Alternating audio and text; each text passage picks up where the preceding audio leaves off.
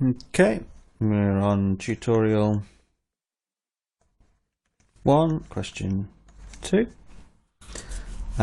We have a beam simply supported with a 20 kilonewton load, which is a distance 1 meter from this end, and I'm not drawing that very well, but that's 3 meters. Okay.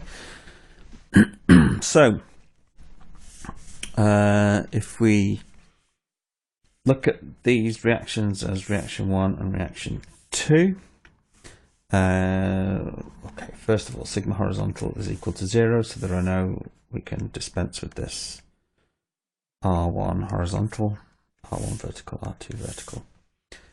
So R1 horizontal equals 0, okay, which doesn't really help us, but it gets us to use one of those equations of equilibrium. So sigma vertical then, R1 plus R2 is equal to 20 kilonewtons is our equation of equilibrium vertically, and then we have a third equation for planar structures. There are 6 altogether for space structures, equations of equilibrium in the XYZ for forces and XYZ for moments, but we are taking moments about the z-axis at R1, and that gives us 20 times 1, which is the lever arm, minus R2, times 4, total of 4, has got to equal 0.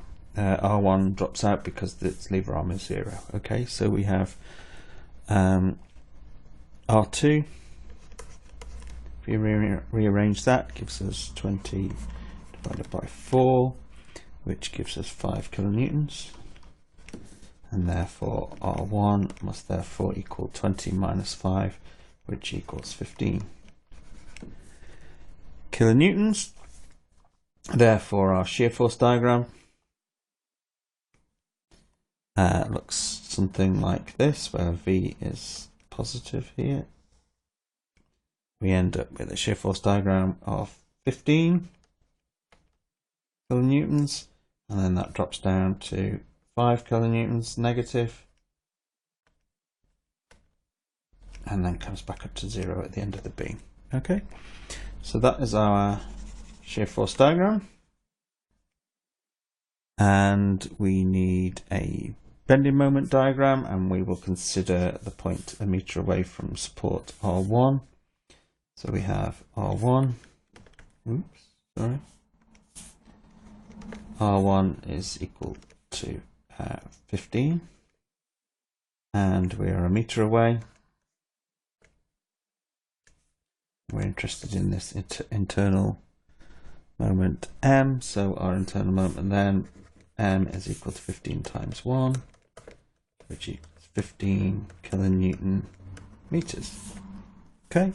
Our bending moment diagram therefore looks, if we draw it, positive downwards moment. We are a meter away here. We end up with 0 at this end, 0 at this end, and this must be 15, which is our maximum point here, where this is 1 meter away, and this is 3 meters. So that is our bending moment diagram for that beam. Okay, question 3 will be in the next video.